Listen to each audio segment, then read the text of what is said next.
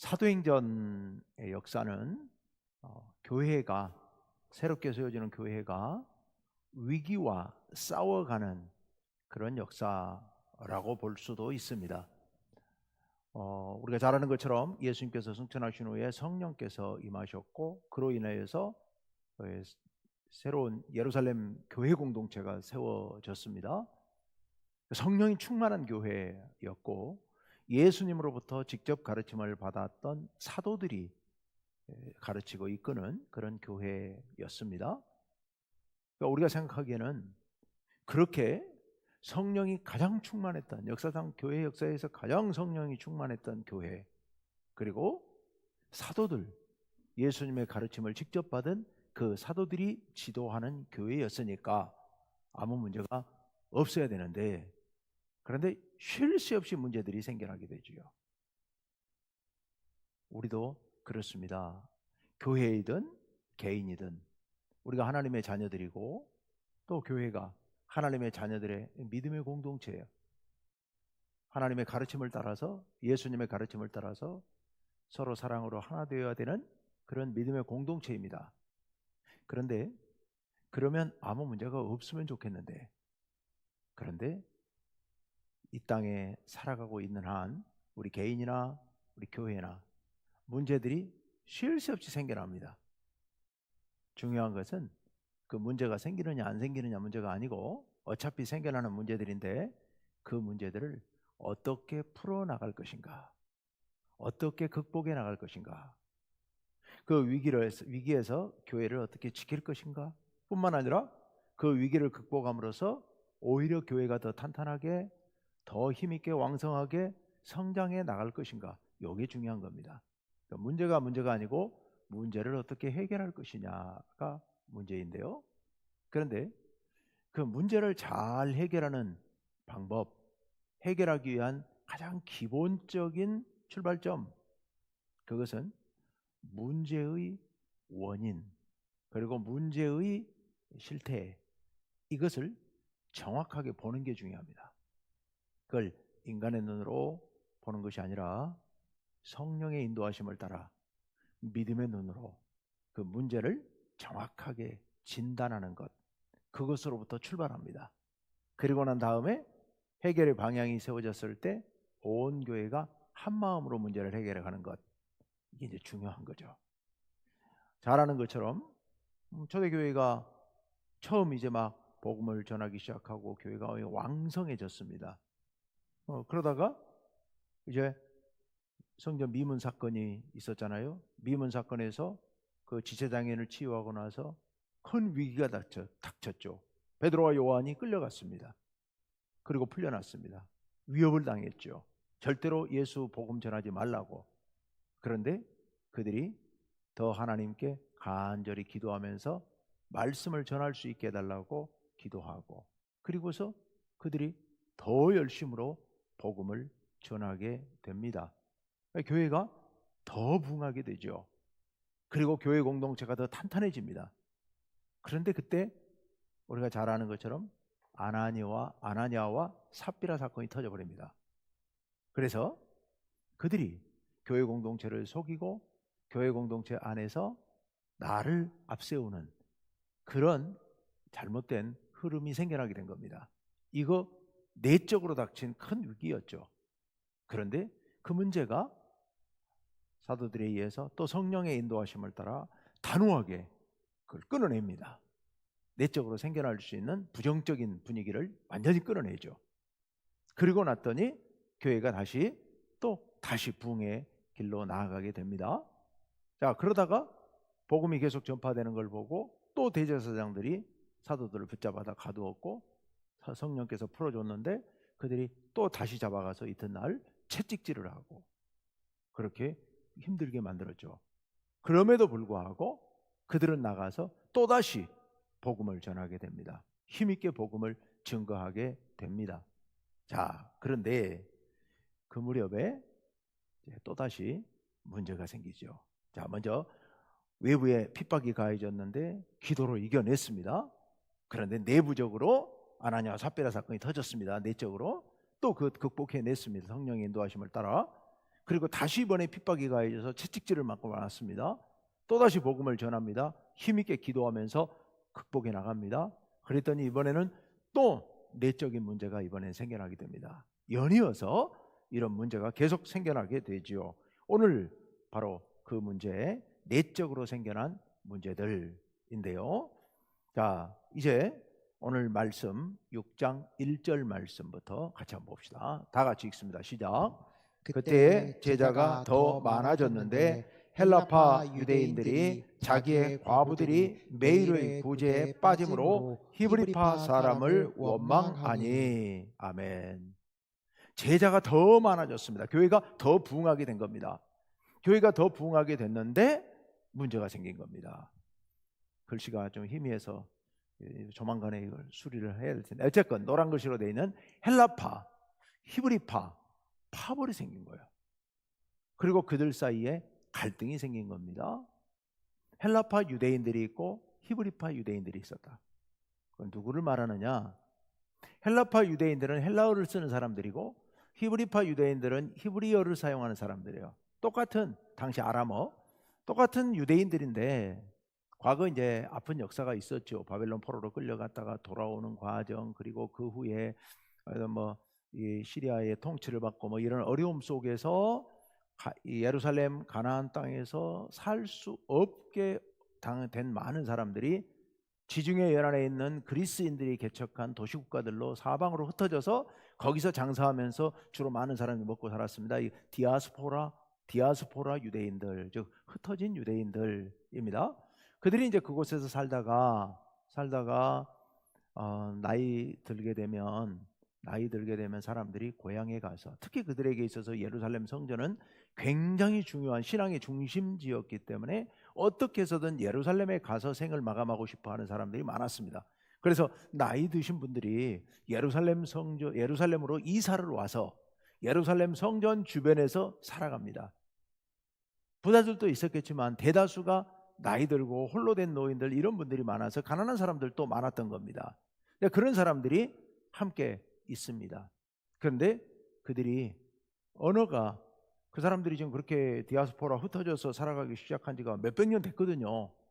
그러니까 조상들의 전통을 따라 예수를 믿으면서 하나님을 섬기면서도, 그러면서도 이제 사실은 헬라 지역에서, 그 그리스 지역에서 태어나서 거기서 살다가 이제 나이 들어서 그 위로 조상들로부터 이어받았던 유대인들의 신앙을 그냥 지키고 싶은 마음 속에 예루살렘으로 들어온 겁니다.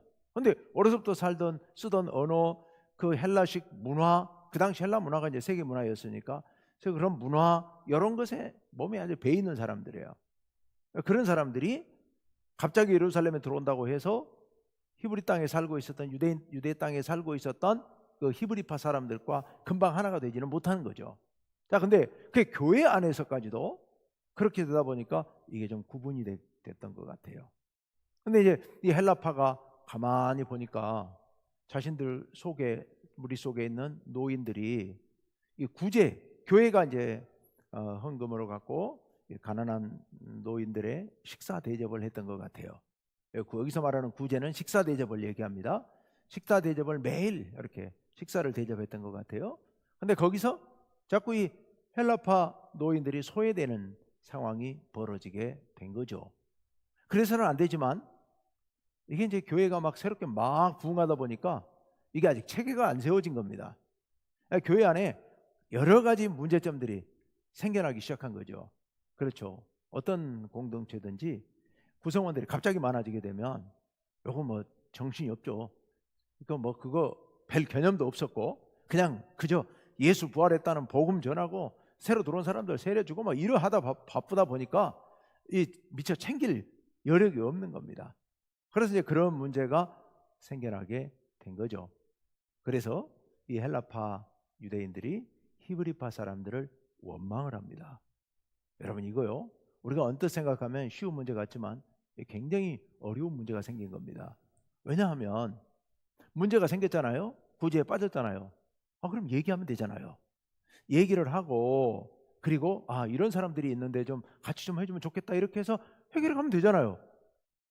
그런데요, 이거는 우리가 헬라파이기 때문에 그렇다, 라고 인식을 했다는 것은 파벌 의식을 갖게 되었다는 얘기예요.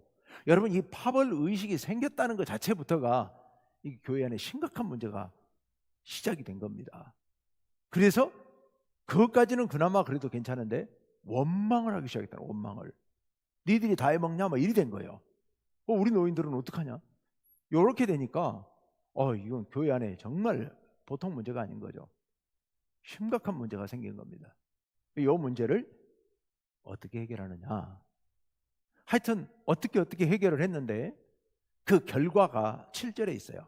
7절을 먼저 좀 봅시다. 7절. 어떤 일이 벌어졌느냐? 7절 다 같이 읽습니다. 시작. 하나님의 말씀이 점점 왕성하여 예루살렘에 있는 제자의 수가 더 심히 많아지고 허다한 제사장의 무리도 이 도에 복종하니라. 이 사태가 1절에서 시작이 됐는데 수습이 됐어요. 그 결과가 이겁니다. 하나님의 말씀이 점점 왕성해졌다. 하나님의 말씀이 왕성해졌다.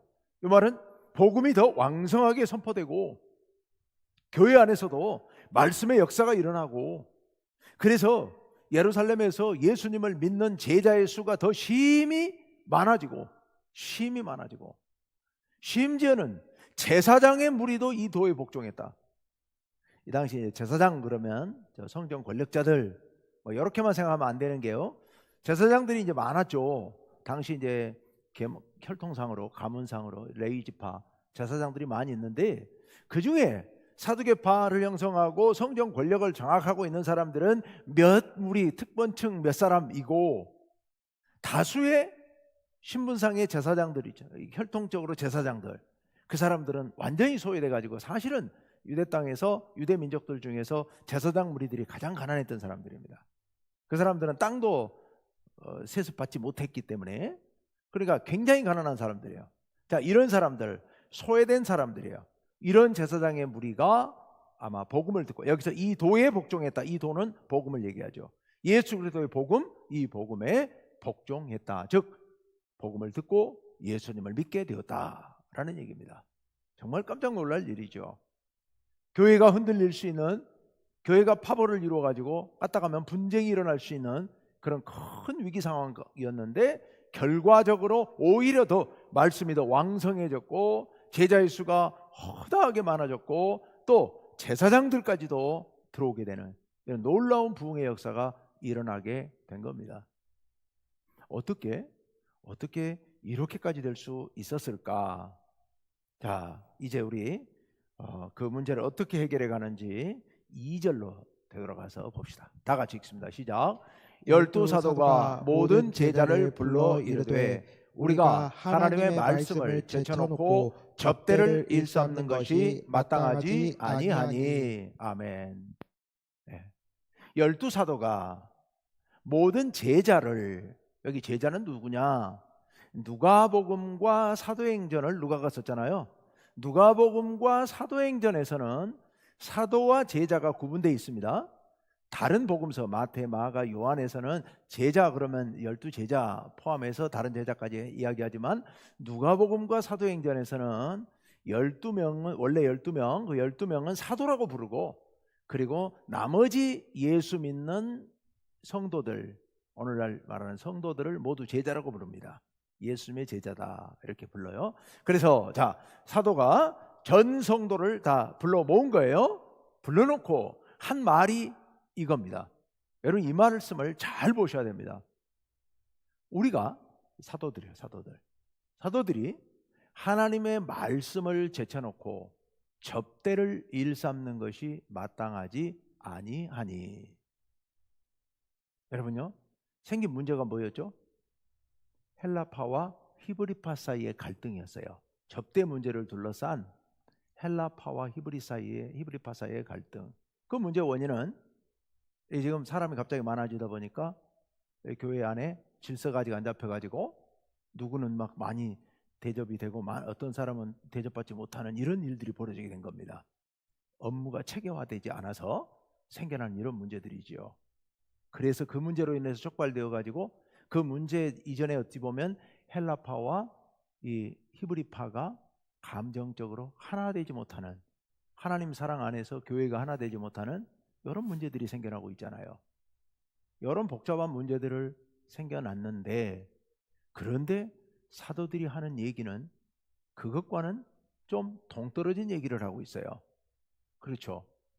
우리가 사도들이 하나님의 말씀을 제쳐놓고 접대를 일삼는 것, 즉 사도들이 이렇게 과부들, 노인들, 가난한 노인들을 접대하는, 식사 대접하는 이런 일을 일삼는 것, 요거는 마땅치 않다. 사실은 비슷한 약간 연관성은 있지만 딴 얘기예요. 딴 얘기. 왜 사도들이 딴 얘기를 하고 있을까요? 사도들이 본 문제의 본질은 다른 데 있다고 본 겁니다. 사도들이 생각하기에 아차 싶었던 겁니다. 아, 우리가 뭔가 중요한 걸 놓치고 있었다. 정말 중요한 것을 보지 못하고 있었다. 툭 건드리니까 사도들이 아차, 우리가 정말 마음을 쏟아야 될 부분은 뭐였다? 말씀을 가르치고 연구하고 가르치고 이렇게 하는 일이었다. 그 말은 말씀을 전해야 될 사도들이 접대를 하고 있으니까, 이러니까 이 접대하는 일에 전문성이 없는 사도들이 접대를 잘못해가지고 생긴 문제다, 이런 뜻이 아니에요. 그런 뜻이 아니에요. 사도들의 본분은 말씀을 연구하고 가르치고 전하는 요일이다, 이런 의미이면서 동시에 이런 문제가 생겨난 본질적인 원인 속에는 말씀의 문제가 있을 수 있다는 생각까지 한 겁니다.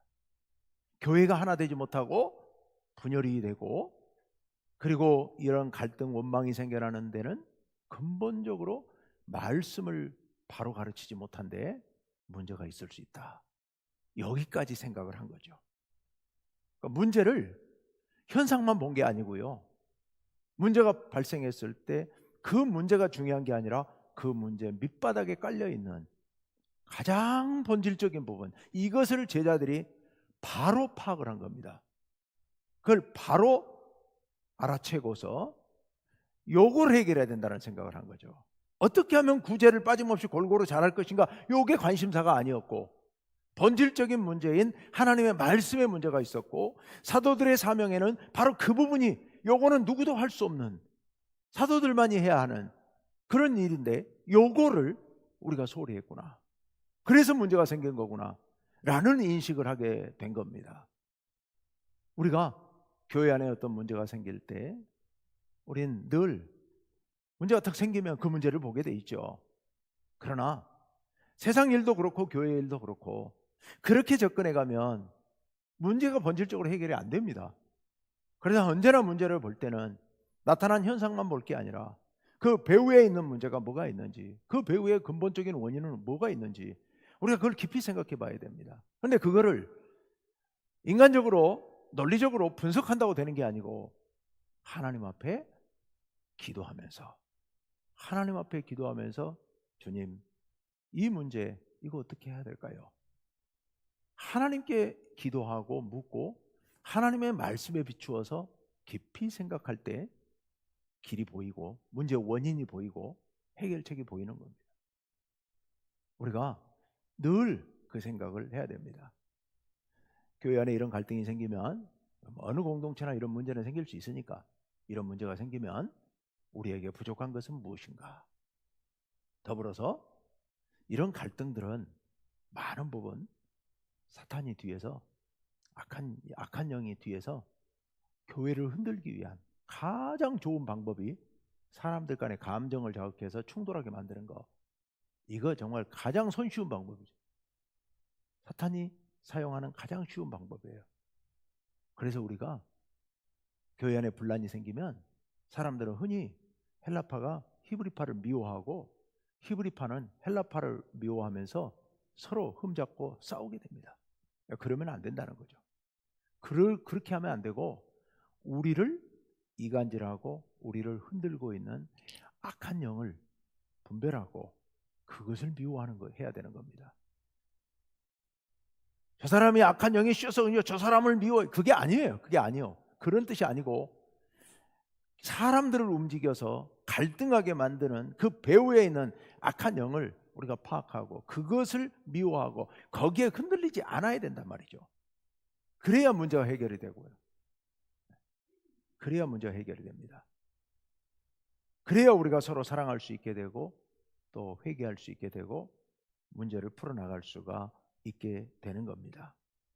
자, 우리가 어떤 문제가 생길 때 언제나 이런 관점에서 보고 풀어나가야 된다. 그래서 생각한 해결책이 뭐냐? 3절로 갑니다. 3절 다 같이 읽습니다. 시작. 형제들아, 너희 가운데서 성령과 지혜가 충만하여 칭찬받는 사람 7을 택하라. 우리가 이 일을 그들에게 맡기고. 아멘. 예. 형제들아, 너희 가운데서 7사람만 선택해라. 어떤 사람을 선택할 거냐? 성령과 지혜가 충만하여 칭찬받는 사람. 예. 성령과 지혜가 충만한 사람. 성령과 지혜가 충만한 사람. 오늘 아침이었죠? 어제 아침이었나 오늘 아침이었나 제가 이제 헷갈리는 새벽 기도회 때 제가 말씀을 드렸는데요. 이 지혜, 예. 지혜, 이 지혜의 근본은 여호와를 경외하는 것, 하나님을 두려워하는 것. 예. 정말 지혜로운 사람은 하나님 앞에 겸손한 사람. 예. 정말 지혜로운 사람은 하나님을 두려워할 줄을 아는 사람이 정말 지혜로운 사람입니다. 여기 성령과 지혜가 충만하다고 그럴 때 바로 그런 사람. 지도자를 뽑되 성령이 충만한 사람. 그래서 지혜가 있어서 하나님을 두려워할 줄 아는 사람. 이런 사람을 지도자로 뽑으라. 7명을 뽑으라 라고 이야기를 합니다. 그래서 우리가 이 일, 즉 구제하는 일, 이건 넓은 의미에서 재정을 집행하는 일까지를 포함합니다. 재정 집행, 이런 일들을 행할 사람들을 뽑아서 그들에게 이 일을 맡기겠다는 겁니다. 이 7사람을 우리가 집사라고 보통 많이 부릅니다. 근데 집사라는 말은 여기 성경 어디에도 없습니다. 네, 없어요. 이 7사람이 했던 구제 사역, 이게 디아코니아라고, 디아코니아에서 이제 나온 말, 디아콘 해서 거기서 이제 어원을 두고 보통 사람들이 그냥 우리나라에 사람들은 다 집사라고 이거 불러요. 우리나라에서 집사라고 부르는 거예요. 우리나라 사람들이. 그러니까 이제 원래 정확한 의미로는 그냥 7명의 사역자 이렇게 부르는 게 이제 맞습니다. 그러니까 이 사람들이 7명이 뽑혀서 나중에 전도도 하고, 빌립은 사마리아 사방에 나가 전도하고, 스데반은 복음 전하다 죽고 순교하고 뭐 그렇게 되죠. 어쨌든 그 7사람을 뽑습니다. 자, 그리고 그 다음에 4절로 건너가 봅니다. 다 같이 시작. 우리는 오로지 기도하는 일과 말씀 사역에 힘쓰리라 하니. 아멘. 사도들이, 우리 사도들은 오로지 기도하는 일과 말씀 사역에 힘쓰리라. 다른 일들도 중요하지만, 물론 이제 재정에 대한 뭐 이런 것들이, 교회에 대한, 나중에 보면 교회에 대한 전체 책임은 이제 사도들이 지고 있습니다. 그렇지만 사도들의 그 업무의 중심은, 사도들의 일의 임무의 중심은 바로 기도하는 일과 말씀 사역이라고 하는 것을 분명히 하고 있습니다. 아까 결과적으로 7절에 어떻게 됐다고요? 교회가 말씀이 점점 더 왕성해졌다고 얘기했습니다. 말씀이 왕성해졌다.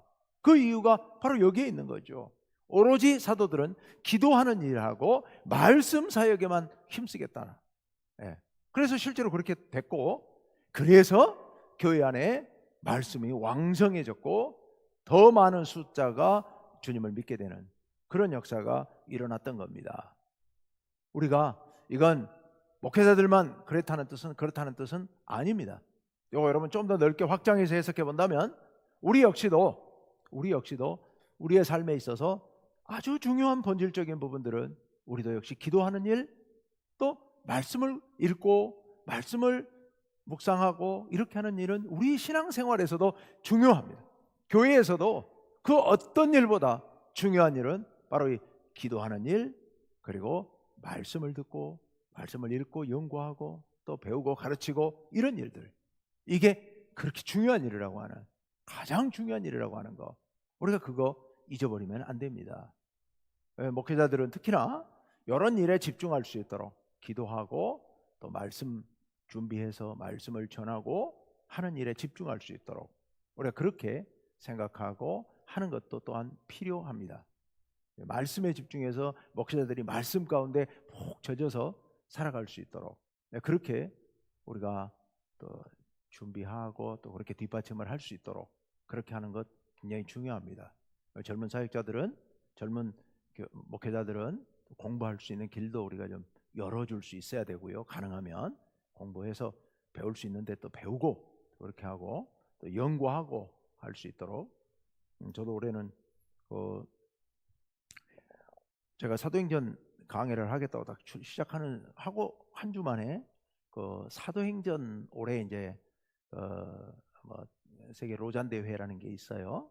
그 이제 우리나라에서 하게 되는데 이제 말씀 연구를 하자고 그래서 사도행전 연구를 같이 하자고 이런 제안이 들어와서 같이 화요일 새벽마다 새벽 7시에 우리 새벽 예배 끝나자마자 바로 가서 새벽 7시부터 1시간 반 동안 사도행전 말씀만 집중적으로 연구하고 그리고 같이 오는데 뭐 배우는 게 아니라 같이 연구하는 건데요. 저도 더 깊이 있게 볼 수 있게 되고 참 말씀을 연구하는 게 은혜롭고 좋습니다. 네, 그런 시간들이 많이 필요한데 사실은 쉽지는 않습니다. 뭐 설교 준비 계속 여러 편의 설교들을 준비해야 되니까 말씀에 집중하기가 또 교회 행정도 뭐 여러 가지 일들이 계속해서 일어나니까 집중하기가 쉽지는 않지만 그래도 말씀에 집중하는 시간이 저를 살리는 길이고 또 우리 교회를 살리는 길이라고 생각해서 그 시간을 잊지 않고 꼭꼭 이렇게 참석해서 이렇게 하고 있는데 참 감사합니다. 그런 기회를 갖게 된 게 정말 감사하고요. 제가 늘 꿈꾸던 게 그건데요. 말씀을 함께 연구할 수 있는 그 설교를 같이 할 수 있는 그런 목사님들을 좀 만나서 같이 하면 좋겠다 싶은데 설교 본문이 다 다르니까 그게 쉽지 않아요. 이제 그런 기회들이 뭐 저도 좀 앞으로 좀 만들어야 되겠다 생각을 좀 더 하고 있는. 올해는 이제 사도행전 하는데 나머지 그렇게 하려고 생각을 하고 있는데 어쨌든 말씀 사역이라는 게 얼마나 중요한 일인가. 교회 안에서 우리 이를 위해서 여러분들 또 많이 기도해 주시기를 또 부탁을 드립니다. 자, 이제 5절과 6절 한꺼번에 묶어서 갑니다. 5절 6절 다 같이 읽습니다. 시작. 온 무리가 이 말을 기뻐하여 믿음과 성령이 충만한 사람을 일곱을 잠깐만요. 앞에 화면이 잘 선명하지 않죠? 예. 앞에 화면에 있는 것만 읽으십시다. 여기다가 이름은 따로 볼게요. 다 같이 다시 한번 5절 6절 다 같이 시작.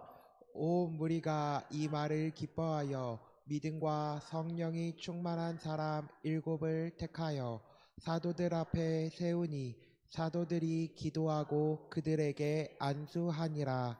아멘. 온 무리가, 온 성도들이 이 말을, 즉 사도들이 한 말, 7명을 택하자. 그리고 내가 이 일을 맡기고 우리는 기도하고 말씀 전하는 사역에 집중하겠다라고 얘기를 하니까 온 무리가 이 말을 기뻐합니다. 그래서 믿음과 성령이 충만한 사람, 아까는 성령 그리고 지혜 충만한 사람이었잖아요. 근데 여기는 이제 믿음으로 바뀌었는데 뭐 같은 맥락에서 볼 수 있겠습니다. 그래서 믿음과 성령이 충만한 사람 7명을 택하게 됩니다. 7명을 택하여 사도들 앞에 세우죠. 그랬더니 사도들이 기도하고 그들에게 안수해서 그들을 일꾼으로 세우게 됩니다. 그 7명의 이름이 그다음 다 같이 7명 사람 아까 빠진 부분 읽습니다. 시작. 스데반과 또 빌립과 브로고로와 니가노르와 디몬과 바메나와 유대교에 입교했던 안디옥 사람 니골라. 이렇게 7명입니다. 특징이 이 7사람의 이름이 모두 헬라식 이름입니다.